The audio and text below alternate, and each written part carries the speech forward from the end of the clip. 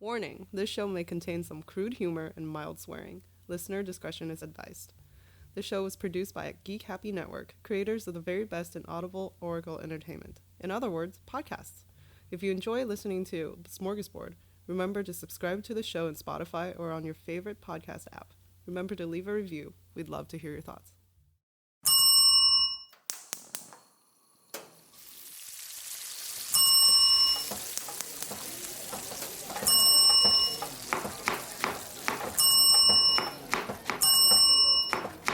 This is Smörgåsbord!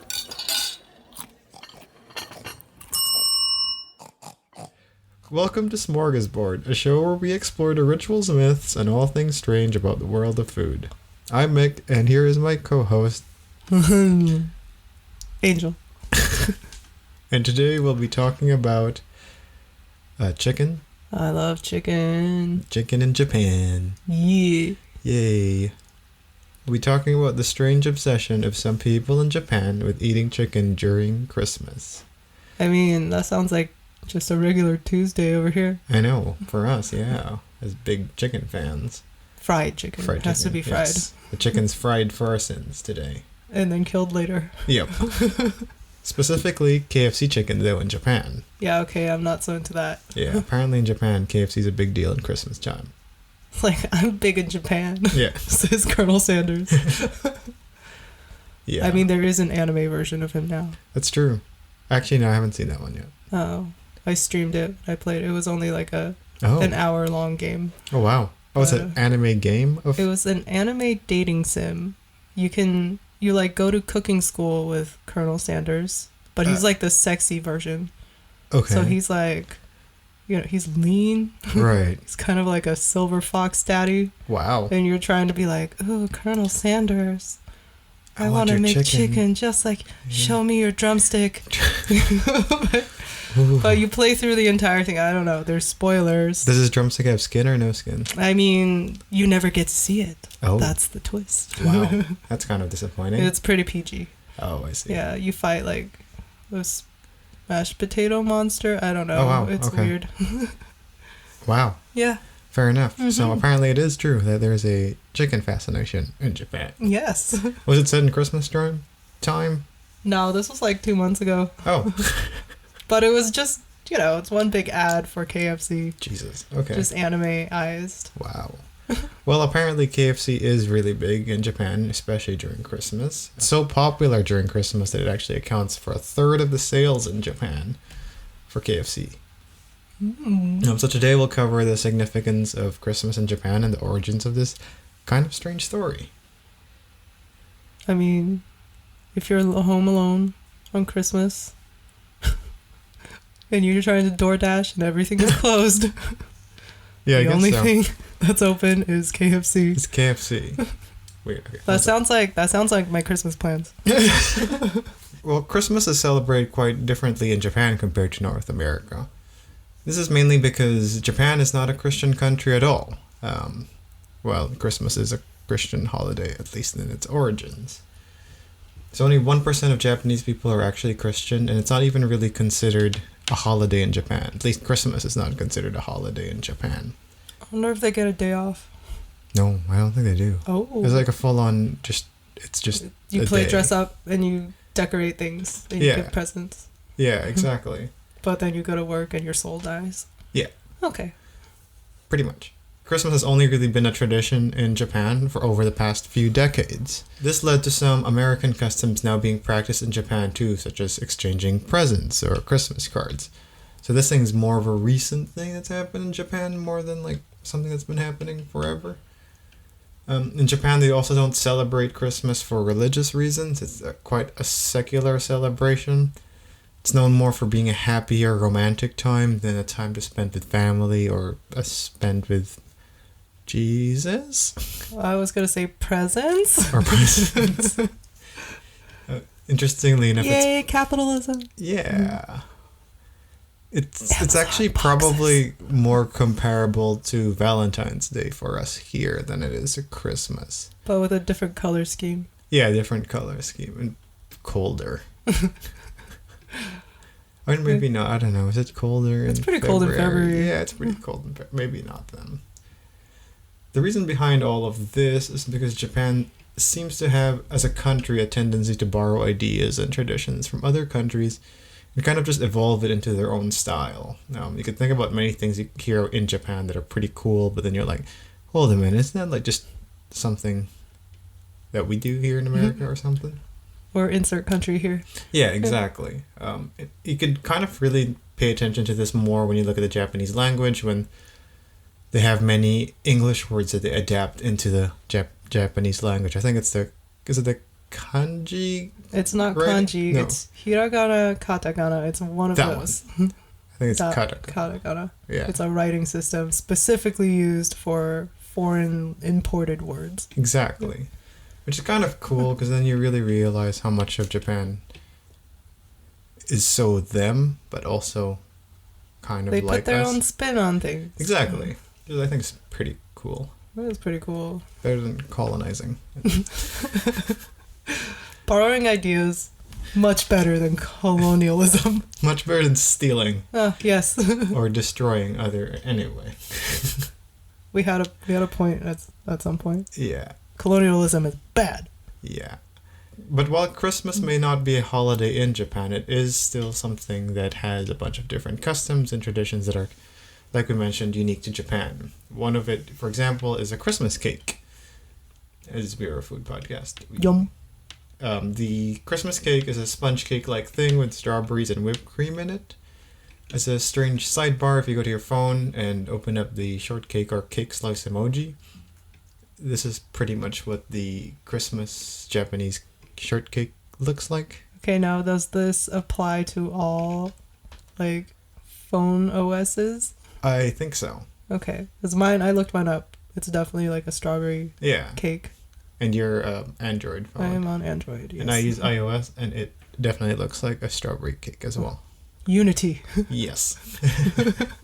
The one time we're not fighting about Android versus iPhones. No, because actually maybe we could look at which cake looks better. Oh, you know my cake looks better. Yeah. Come on. I don't even want to try to look at my cake. You forfeit. Yeah. The cake itself, as a food, not as an emoji, is very light in texture and not heavily sweet, but all around pretty good, delicious, I'd say. And the history actually comes from World War II, as all the good things come from war. Wait. Like Spam. Spam, yeah, true.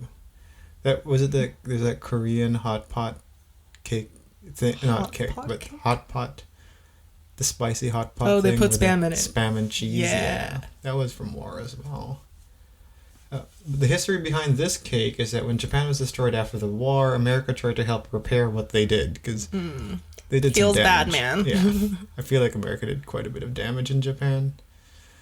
So they tried to do some reparations for that. During that time... Sorry we nuked you. Here's some sugar. Here's some sugar. Thanks. Actually, I didn't even really give them food. It was more of structural repair from what it sounds like. During that time, food was pretty scarce for the Japanese people still, let alone having good food or even sweets. So sweets kind of became this luxury thing for them. It became like a sign of better... It became like a sign for a better hope.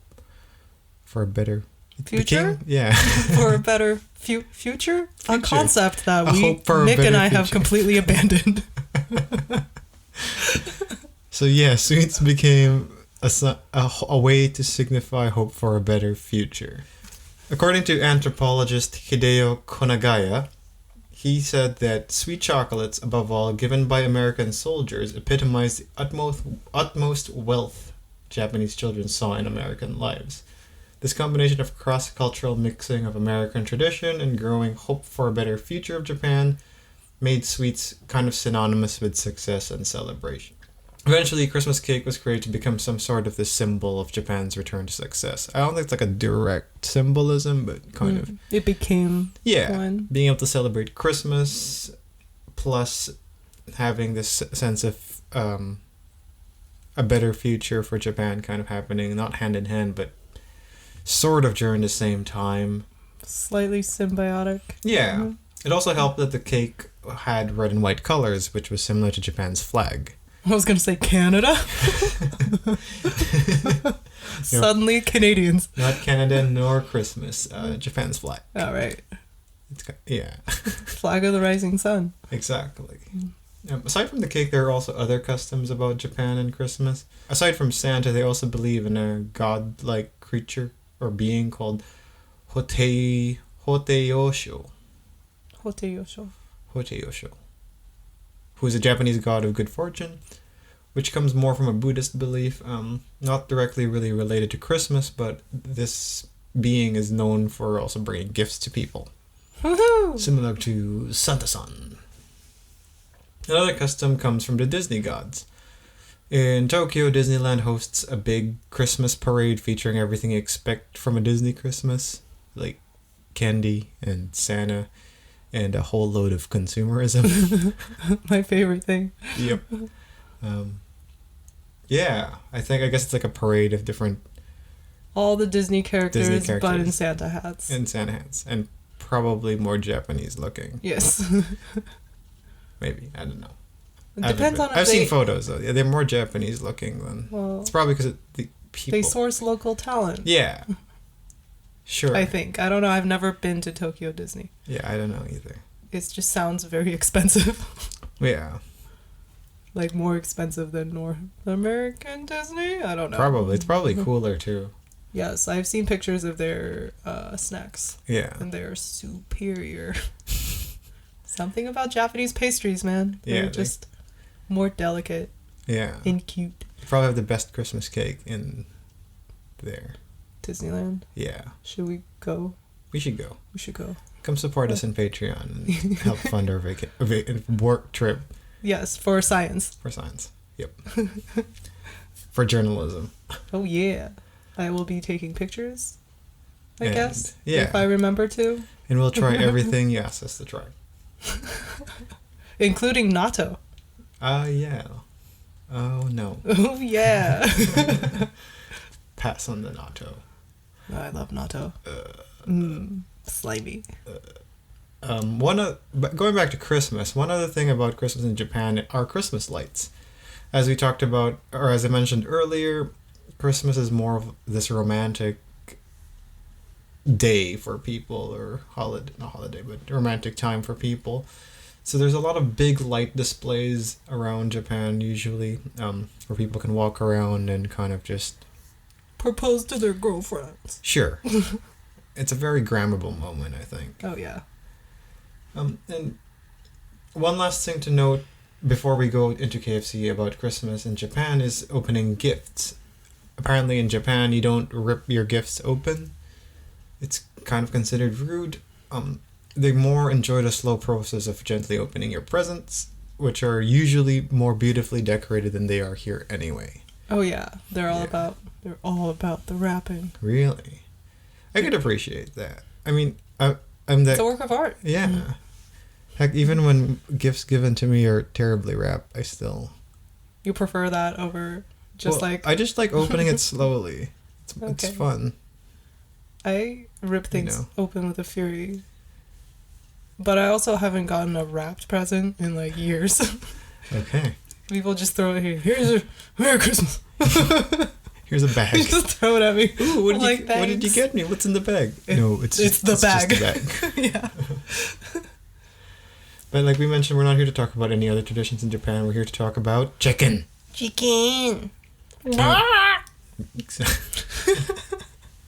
When it comes to chicken, KFC is the second largest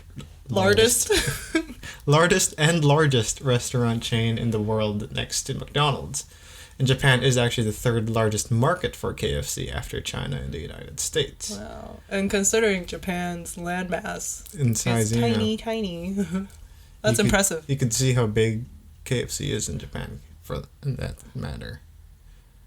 Yeah, we should really Patreon so we can food travel. Yeah, we should. On other people's dimes. We need to experiment. In Japan, it's mostly a takeout culture. Or 70% of orders are takeout rather than dine-in, so it's not a place where you just sit down and eat. Yeah, because you don't want to socialize.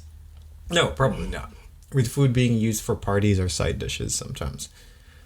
There also tends, just like most places in Asia, There's also preference for dark meat over light meat when it comes to chicken. So more of the drumsticks and thighs rather than the wings or the breasts or the ribs. And they're usually served with rice or familiar bento boxes. This is what I like about KFC in Asia. You could get rice with your fried chicken. Whoop-de-doo. Whoop-de-fucking-doo. I hate rice. The history of KFC in Japan began in 1970 when the Mitsubishi Corporation first opened a store in Nagoya. And interestingly enough, KFC is branded as a more expensive kind of like a restaurant. luxury fast food? I wouldn't say luxury fast food. I'd say just kind of white spot. White spot. Instead of McDonald's Okay. level, you know. Right. Or like Applebee's. Applebee's, all versus right. McDonald's kind of thing. You can only order apples or bees at Applebee's. Yeah. Just so you know. I've never been, so I believe you 100%. Trust. Yeah. But when it comes to Christmas, though, how did KFC become synonymous with Christmas in Japan? Well, that one we could thank Takeshi Okawara, who managed the first KFC restaurant in Japan. And also actually ended up becoming the CEO of KFC Japan from 1984 to 2002. You too can have entrepreneurial dreams. Just, make chicken synonymous with a country, with a holiday in a country, and he's a pioneer. Exactly. What holidays are left that we can take? So Easter. Let's do it. The Easter chicken. The Easter chicken. Exactly. I mean, it doesn't have to be chicken. We can start a whole new trend. Yeah, it kind of has to be chicken. Okay. Yeah. I feel like we need a different style of chicken to be different from KFC. How about oil fried? I mean, isn't deep fried in oil? Yeah. Dehydrated chicken. Like chicken Air jerky. fried? We could do air fried. Yeah. Right. So when it comes to the origins of this story, it's a little bit mixed. There are two main stories of how this whole KFC becoming synonymous with Christmas came to be. One story is when Okawara visited a local kindergarten when they first opened KFC in Aoyama in 1973. School asked if they could have KFC during their annual Christmas party, and also asking Okawara if he didn't mind coming in dressed up as Santa. He naturally obliged and kind of enthusiastic. Naturally. Like, why hire a Santa when you can be Santa? Exactly. I think he found his destiny. He enthusiastically celebrated this with the kids, and the event was so successful that the word got out and other schools began asking Okawara to do the same. This eventually led to the idea of promoting KFC during Christmas to Okawara. Another origin story that's a little bit more boring is that Okawara, overheard a couple talk about how they miss having turkey during Christmas, and he thought, well, turkey, chicken, same thing. Maybe we could use turkey. KFC as a substitute. But whatever the origin, Okawara's idea was to package the chicken as a party barrel for people to buy and share during the holidays. Ooh, a barrel. Yeah. KFC Japan liked the idea of this and built a national ad around it, kind of going with that idea. Or the whole advertising project was to have this party barrel and also sell KFC as being synonymous for Christmas. So Christmas equals KFC. This kind of worked because, like we mentioned, Christmas isn't really a Japanese thing. They're not really wholly religious, so they just heard about this. They jumped on that fresh market. They jumped pretty quick, yeah, which was very fortunate for KFC. Especially because, Japan just heard about this holiday that the Americans would celebrate or whatever. And they didn't exactly know what to do with it. It was like, oh, there's a Christmas. Cool. What are we going to do? It's kind of big. Yeah. And then KFC comes in and be like, well, let me tell you a thing. In America, we eat chicken during Christmas, okay? Okay. So here's a party barrel.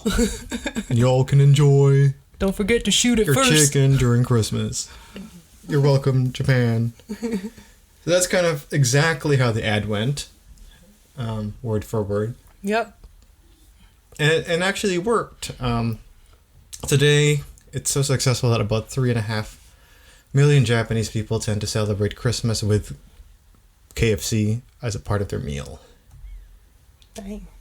The party barrel itself comes usually as a party box, including 8 pieces of chicken, some shrimp gratin, and a triple berry tiramisu cake. Ooh, that sounds good. Which, when you think about the cake and the berry, is kind of reminiscent, but not exactly the same as the Christmas cake. It costs about 4,000 yen, or $30-ish. There's also some... It's pretty good. It is pretty... For, like, something that they say is a more... It's like the... For something that is seen as, like, the Applebee's of Japan. It's pretty cheap. But you get, like, full dinner and dessert. Yeah, exactly. There are also more premium options, which can include a whole roasted chicken. So there goes a roasted chicken idea. Ooh.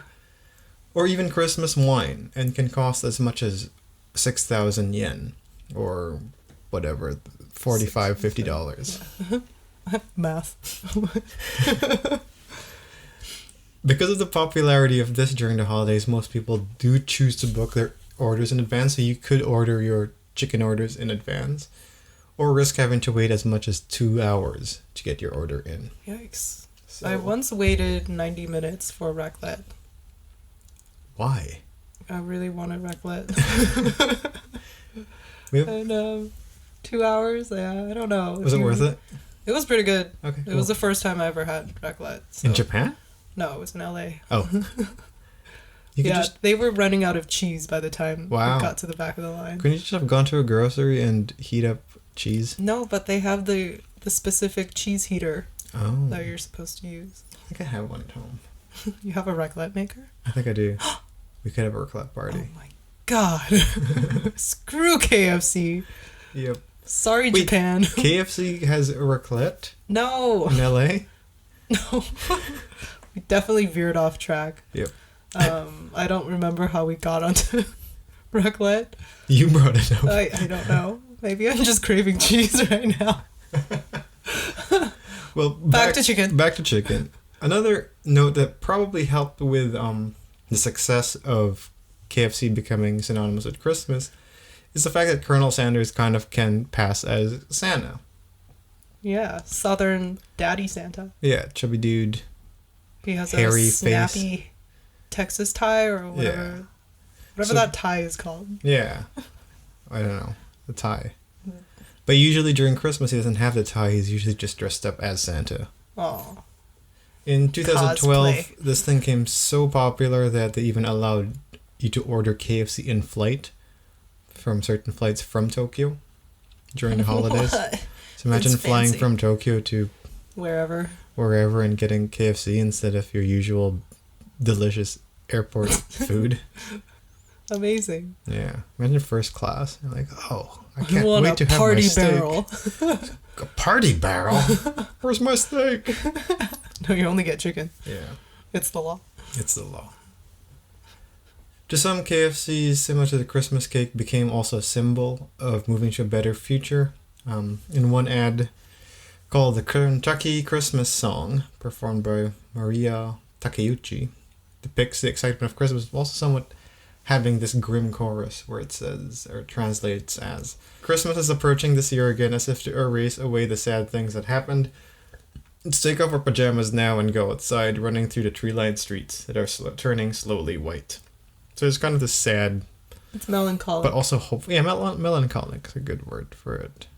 And maybe that's in some ways, to some people, KFC has this kind of hope for a better year feel to it. Until the new year comes and you're like, oh, hope is dead.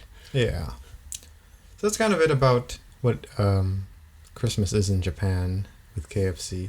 At this point, I thought it'd be cool to talk about how KFC is different, I guess, in other parts of the world. And I do like that some pretty cool fast food stuff. places have local menus. Yeah, and it seems like KFC has a pretty wide variety of different stuff around the world. So maybe we should have funding for a worldwide trip. Oh, yes. To Around just KFC. visit KFC. Yeah. In China, the more unpopular Western dishes like coleslaw or mashed potatoes are usually replaced by something more appealing to the Chinese market, such as shredded carrots, fungus, or bamboo shoots. They also had a shrimp burger that was created in KFC China. Wait, that sounds good. This one was actually created because of a scandal where this the KFC avian China flu? was suspected of fattening chicken using drugs. Oh, that's just America. So, yeah.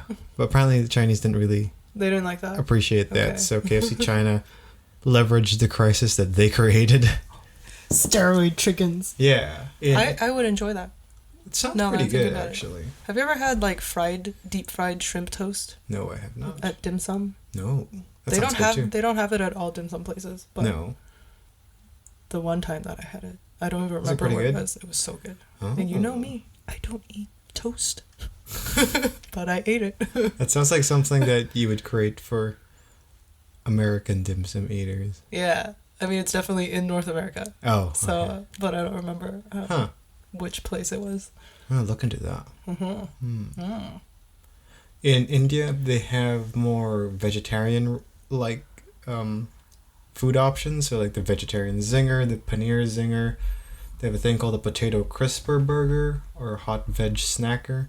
So this is because a lot of people in India are vegetarian, so having vegetarian options make it more palatable to the people there. Ooh, if they have paneer pakora, but like in a bucket.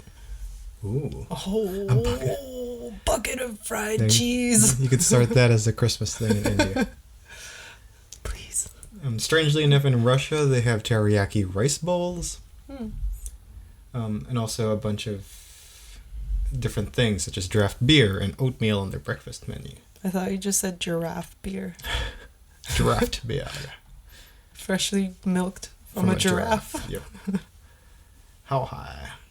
In the Philippines, they have a thing called the double down dog, which is a cheese-filled hot dog smothered in more cheese and then put in a bun that's actually just a fried chicken patty instead of so bread. So good. I know when Double Down came out, people gave it a lot of heat. They're like, that's so gross. But I'm like, it's just like eating 3 pieces of chicken. Instead of 1, yeah. Yeah. That's fair. You don't need to take up all that precious real estate with bread. This one's the same thing, but with hot dogs. And cheese. Those things apparently became super sold out really quickly in the Philippines. I could see why. They also introduced a thing called the chisa, which is a large slice of chicken covered with pizza sauce, cheese, green peppers, and pineapple. Was it like... Wait, pineapple. I could see the disgust in your face. They also have a thing called the cheese top burger. What? Which I guess if you're not Filipino is just weird, but it's a slice of cheese put on the top of the bun instead of inside it. Oh. I went to a McDonald's once and I got a Filet-O-Fish. And when I opened the box, the cheese was not even touching any part of the burger. They just threw it on the side. Oh, wow. I feel like it's kind of like that. Yeah.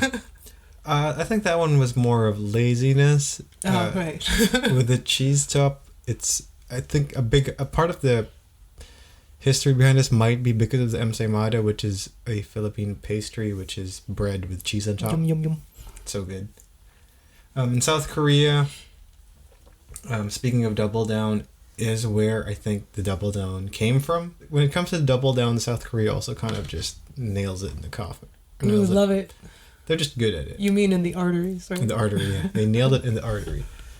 They also have the Zinger Double Down Max, which is bacon, cheese, and hash brown between 2 chicken buns.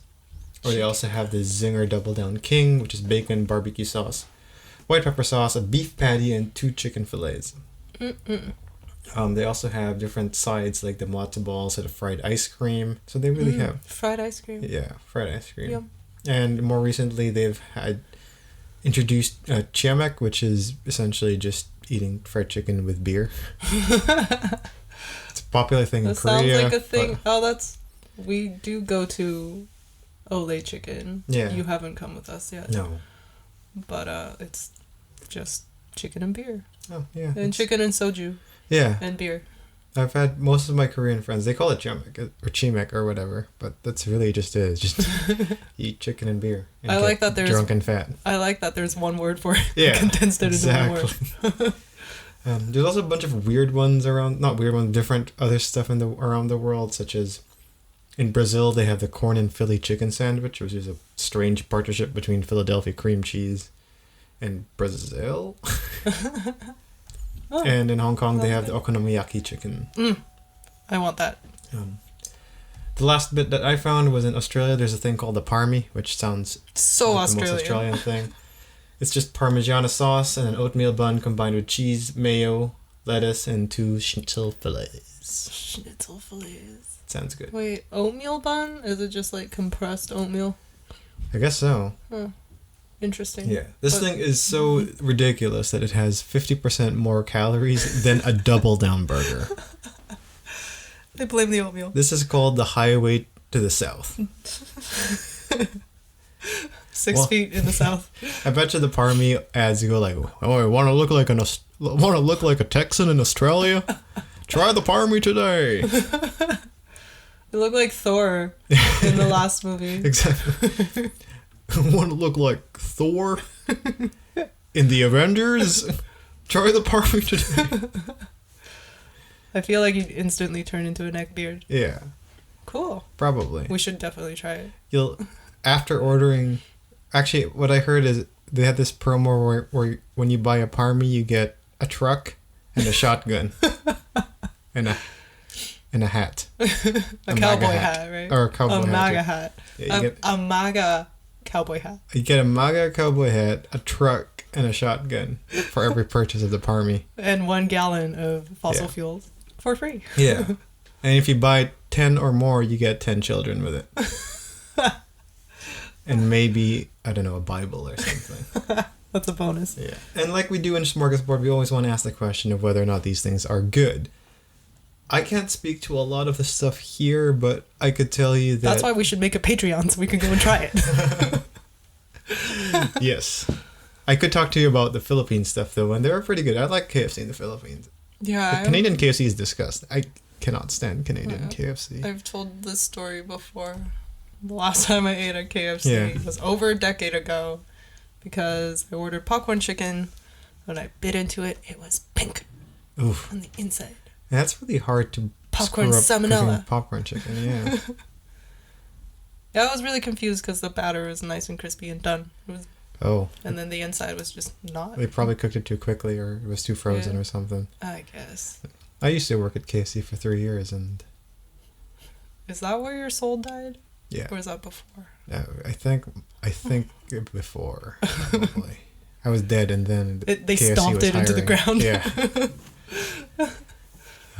But yeah, KFC in the Philippines is really good. They have the zinger, like we mentioned. They have rice there as well, which I don't know. You don't care about, I guess. No, but other people might. But other people do, yeah. And their gravy there is definitely significantly better than the gravy here. Yeah. When it comes to what are we eating today? We ate at IKEA. Oh yeah, we did. And this IKEA had rice balls. Sticky rice, yeah. It's sticky rice, which is an Asian thing, which is really strange. What was in the sticky rice? I didn't even see. It had pork and rice in it. I don't know. It was like I said, it's everything you expected about Asian food in an IKEA. Sounds about right. Yeah. Well, I had the fish and chips. I don't know if I liked it. It was fried, so you know. IKEA, I appreciate just moderately good food. It's adequate. Yeah. I feel fed, so it's a good thing. Doesn't make you happy, but it doesn't make you sad either. Yes, life was not better, but it's not worse.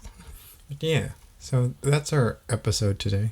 This is the second time we've recorded this. Thanks in for case I didn't say again. that already. We'll probably post the terribly recorded one because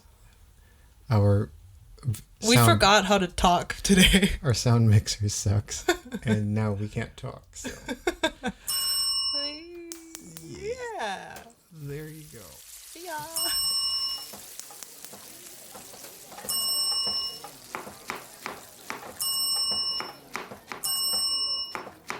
This is Smörgåsbord.